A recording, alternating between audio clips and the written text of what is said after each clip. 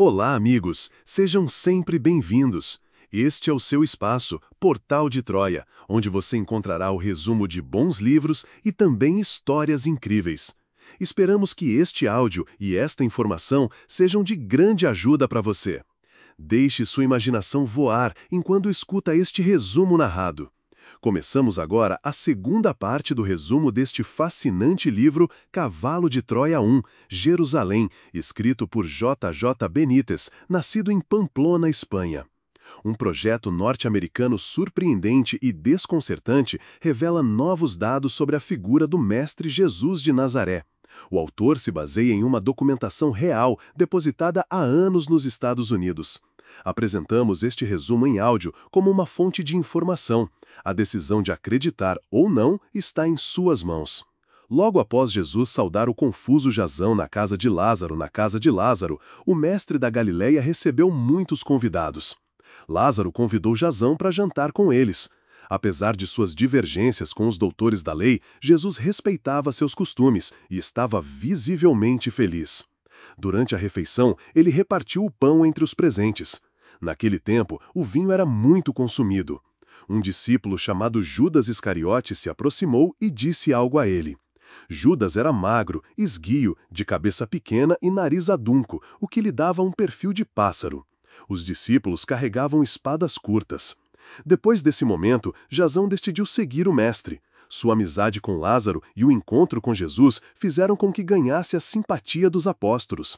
Jesus brincava com um grupo de crianças, corria, ria e caía. As mulheres observavam a cena com sorrisos. Brincavam de galimita ciega. Terminada a brincadeira, sentou-se ao lado de Jasão. "Jasão, o que acontece com você?" perguntou o mestre. "Você está aqui para dar testemunho, não deve fracassar." "Então sabes quem sou?" respondeu Jasão, surpreso. Jesus sorriu e apontou para os discípulos. "Você, apesar de onde vem, está mais próximo da verdade do que eles." Jasão perguntou, "Por que seus homens carregam armas?" Jesus respondeu, "Os que estão comigo ainda não me entenderam. Este reino é apenas a antessala do reino do meu Pai, e ele sempre esteve no seu coração. Olhe para dentro." Fora da casa, as pessoas pediam a Jesus um sinal, maravilhadas com o milagre de Lázaro. Elas só queriam milagres. Maria, a irmã mais nova de Lázaro, derramou um perfume sobre os cabelos e pés do mestre. Os convidados criticaram o gesto, especialmente Judas Iscariotes, que se destacou com suas palavras duras. A bela Maria enxugou os pés de Jesus com seus cabelos. Judas perguntou por que não venderam o perfume para dar o dinheiro aos pobres. O ambiente ficou tenso e Jesus respondeu, "Deixem-na em paz. Vocês murmuram, dizem que este unguento deveria ter sido vendido para ajudar os pobres. Mas os pobres sempre estarão com vocês. Eu, não. Esta mulher usou este perfume em antecipação à minha morte. Não lhe neguem essa honra." Judas silenciou. Jasão olhou nos olhos dele e sentiu medo. Havia ódio. Ele havia tomado aquelas palavras como um ataque pessoal. Mais tarde, Jasão percebeu que o mestre exaltava a importância da mulher, em uma sociedade que a oprimia profundamente. As mulheres não podiam falar nas ruas, sair com a cabeça descoberta, nem ter os mesmos direitos dos homens. O divórcio era direito exclusivo do marido. O mestre recomendou a Lázaro que deixasse Betânia, pois os sacerdotes haviam ordenado sua morte também. Ele fugiu para Filadélfia. Durante o caminho, Jesus chorou ao ver Jerusalém. "Ó Jerusalém, se conhecesses o que traz a paz, estás prestes a rejeitar o Filho da Paz, o presente de Deus." Anos depois, essas palavras se cumpriram. O general romano Tito tomou a cidade e a destruiu. Muitos morreram, outros foram vendidos como escravos. As lágrimas de Jesus estavam mais do que justificadas. Jesus entrou triunfalmente em Jerusalém. Multidões se reuniam no caminho e gritavam.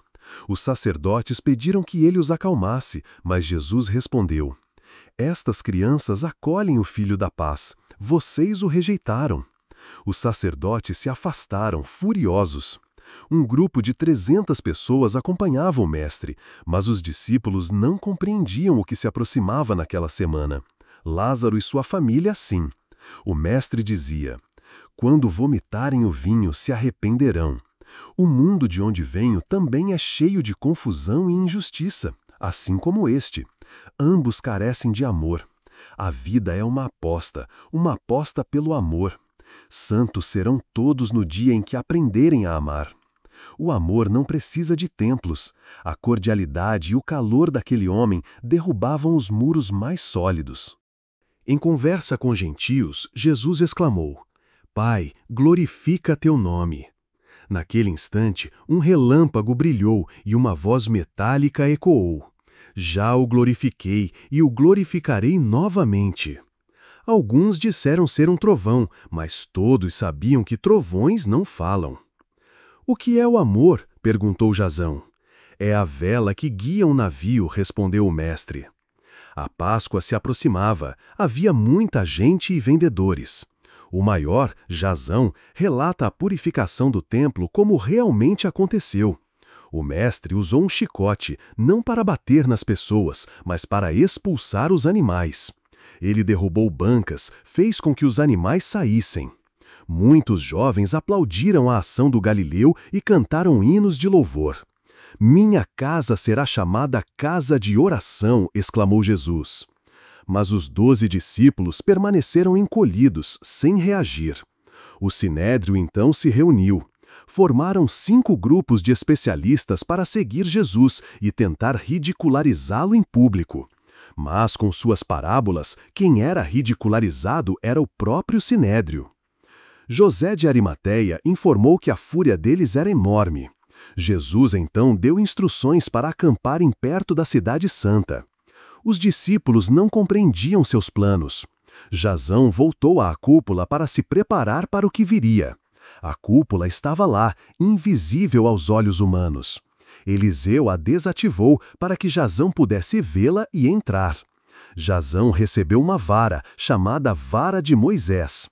Por fora era comum, por dentro um equipamento de filmagem com infravermelho, ultrassom e microcomputador nuclear. Uma arma se necessário. Podia enviar ondas cerebrais incapacitantes. Os óculos de Jasão completavam o sistema.